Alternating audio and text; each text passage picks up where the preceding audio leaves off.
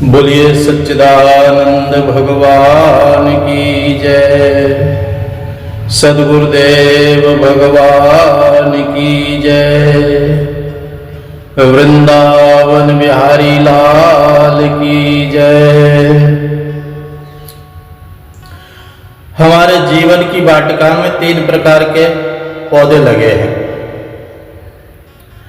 और कुछ पौधे कर्म के हैं, कुछ विश्वास के हैं, कुछ संबंध के हैं। हम चाहते हैं हमारी जीवन वाटिका निधिवन बन जाए, जहां नित्य बसंत अपने पैरों पर आनंद के घुंघरू बांधकर थिरकता है, जहां साक्षी कृष्ण और समर्पण की राधा का नित्य विहार होता है।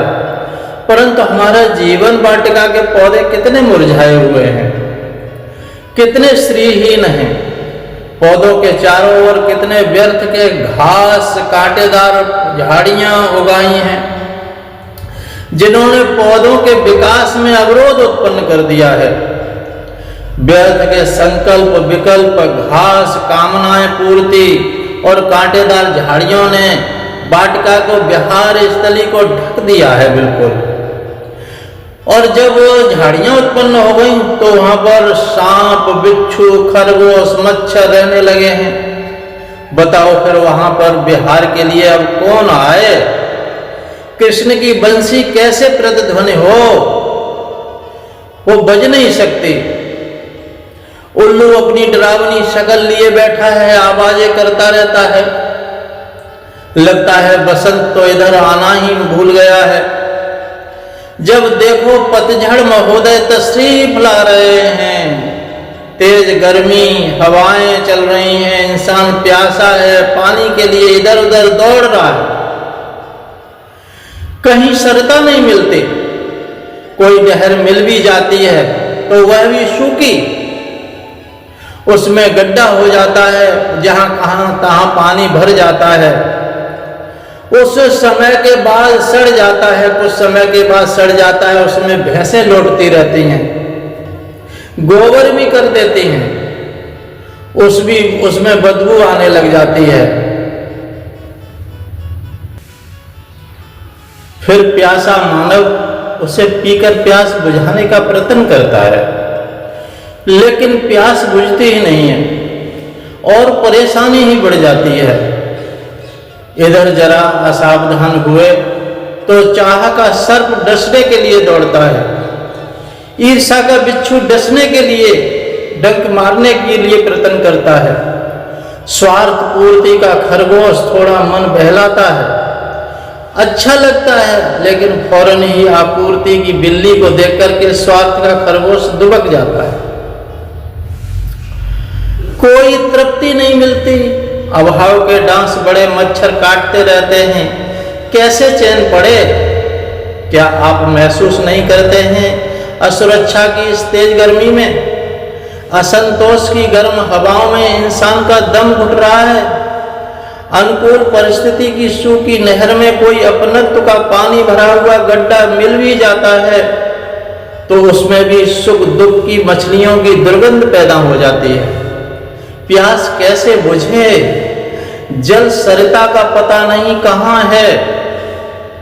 तो आओ मेरे साथ, चलते हैं जल सरिता के पास। आइए मेरे साथ, चलो थोड़ी दूर, और दूर ही नहीं, वो तो बहुत ही नजदीक है।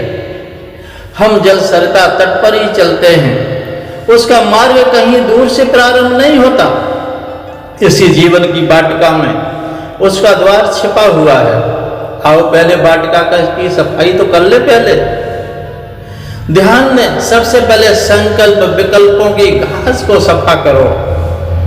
जो संकल्प विकल्पों की घास हो गई है हमारी जीवन बगिया को, उसने पुष्पों को, आनंद के पुष्प खिलने ही नहीं देती। इसी जीवन वाटिका में उसका द्वार छिपा हुआ है, लेकिन संकल्प विकल्पों की घास ने दबा दिया है। घास को मिट्टी से दबा दिया था हमने, कुछ दिन तक दिखाई नहीं दी, पड़ा फिर सामने आ गई घास को, कांटा कांटा काटा, छांटा भी, फिर भी कुछ संगम के बाद उस उग आया, फिर भी से कांटा निकल आया। ये क्या है? हम छटाई बटाई करते हैं ना, बहुत कुछ करते हैं, बहुत पूजा की, पाठ किए, हवन किए, यज्ञ किए, आसन किए, प्राणायाम किए, लेकिन संकल्प विकल्पों की घास मिटी ही नहीं जीवन में से, नहीं मिट पाई। अंत में धारणा ध्यान किया, लेकिन फिर भी घास तो मिटी ही नहीं। प्रारंभ में एक फूल की सी जो घास सहज में उगी थी, उसे सहज में ही सूखने देते, सहज ही उगी थी, सहज सूख जाती, लेकिन हम उसमें कामनाओं का जल देते रहते हैं, तो कैसे मिटेगी? अपनी समझ का जनाब हमने बुद्धिमानी से काम लिया, सोचा श्रम करें तो सफलता हमारे कदम चूमेगी। हमने उस घास को काटना शुरू कर दिया, लेकिन जड़ें तो अंदर ही थी ना, वो फिर उगेंगी। लेकिन प्रयास की सफलता के प्रभात का दर्शन हुआ। जीवन अनेक विफलताओं के जाल में उलझ के रह ही गया, उलझता चला गया।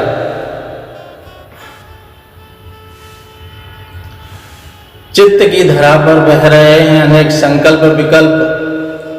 वहां जगाया ध्यान का दीपक, कल्पना की, ओम की छवि बनाई, अपने इष्ट देव की छवि बनाई, आकार बनाया गुरुदेव का, गिरा दी बालू की दीवार संकल्प विकल्पों ने।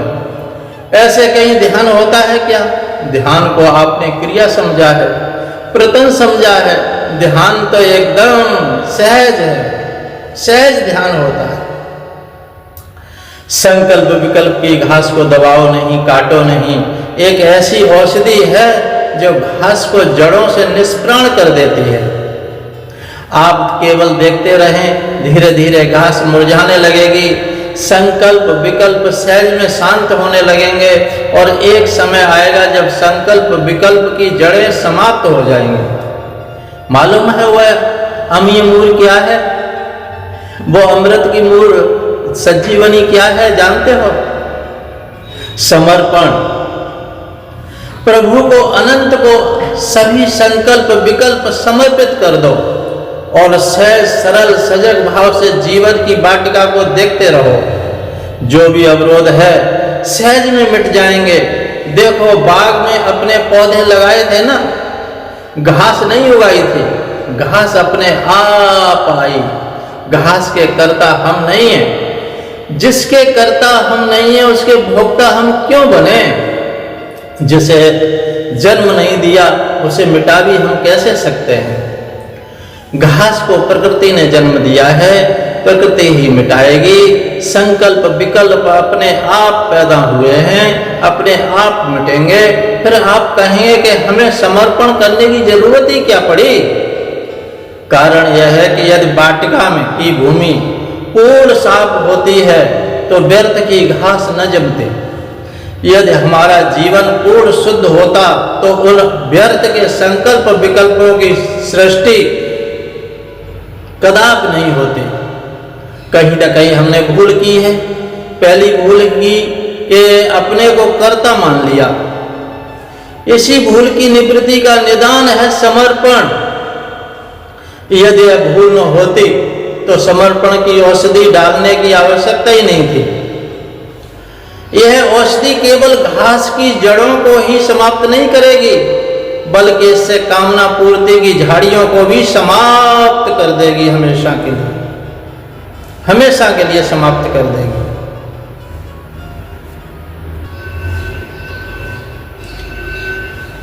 यह निदान सर्वतोमुखी है। समर्पण का निदान जीवन में आना चाहिए। इसका असर चाह है कि सर्प मरे पड़े हैं, वह विदा हो जाएंगे। ईर्षा का बिच्छू भी ठहर न पाएगा। स्वार्थ के खरगोश को उसकी झड़प बर्दाश्त न होगी। अभाव के मच्छर तो खोजने पर भी नजर नहीं आएंगे। देहाभिमान का उल्लू तो उसकी सुगंध से उड़ जाएगा। कोई समर्पित होके तो देखे, कोई समर्पित होके तो देखे परमात्मा को, उसको यार की मर्जी के आगे यार का दम भर के तो देख, यार की मर्जी के आगे यार का दम भर के तो देख। सब तमाशा कर चुका है, ये तमाशा करके भी देख। यार जब तेरा है तो तेरी है सारी कायनात, यार जब तेरा है तो सब यार जब तेरा है तो तेरी है सारी कायनात। सबको अपना करने वाले उसको अपना करके तो देख। तूने सबको अपना बनाया, एक बार कन्हैया का बनके तो देख, भगवान का बनके देख, उस परम ब्रह्म परमात्मा का बनके तो देख, सदगुरु का बनके तो देख। तुम अपना समर्पण कहाँ कर पाते हो? समर्पण जीवन में आ जाए तो सब के सब जितनी झाड़ियां हैं, झाड़ झंकर सब खत्म होते चले जाएंगे। कर्म का पौधा कुमलाया है, विश्वास का पौधा निष्प्राण है, संबंध के पौधे की डालियां टूटी हुई हैं, पत्ते झड़े हैं। कारण यह है कि घास और कटीली झाड़ियों ने जड़ों को नीचे गहरे नहीं उतरने दिया। कर्म विश्वास संबंध की जड़ों में विकारों के कीड़े लग गए हैं, जिसके कारण जड़ें अंतर की सरता से के रस से सरता को नहीं ले सकी, सरस को नहीं ले सके, सरता के रस को न ले सके और पौधे श्रीहीन होते चले गए। कर्म में कर्तापन का कीड़ा, विश्वास में अपेक्षा का कीड़ा, संबंध में अधिकार का कीड़ा लग गया। कर्म में कर्तापन आते ही कर्म बंधन बन जाता है, विश्वास टूट जाता है, संबंध में अधिकार की पूर्ति न हुई, संबंध बिगड़ गया, विच्छेद हो गया। कर्म में भी कोई गंध थी, विश्वास में अपेक्षा का ममत्व था, संबंध में अधिकार का स्वर था, मेरे काम आओ। फिर जीवन वाटिका बसंत कैसे बन पाते? कान्हा की बंसी का स्वर कैसे गूंज पाता? राधा ने वीथियों में कैसे थिरक पाती? प्यासे मानव को जीवन वाटिका में छिपी अंतर रस की सरिता का बोझ और बोध कैसे हो पाता? समर्पण दर्शन जीवन वाटिका की सभी आवश्यक चीजों को समाप्त कर देगा। फिर कर्म पूजा बन जाएगा और विश्वास के दीप प्रदीप संबंध सत्य का सोपान बन जाएंगे। आवरण टूट जाएगा, अंतर रस सरिता की धारा की अभिव्यक्ति होगी, पूरा जीवन रस से भीग जाएगा। जन्म जन्म से प्यासे मानव की प्यास बुझ जाएगी। जीवन वाटिका में आत्मीयता का नित्य वसंत उतर आएगा और नित्य विहार होगा प्रिया प्रीतम का, नित्य योग होगा अपने आराध्य का। समस्त जीवन ही निधिवन बन जाएगा। हरिओम तत्सत, हरिओम तत्सत, हरिओम तत्सत, हरिओम तत्सत। सोहम सोहम सोहम।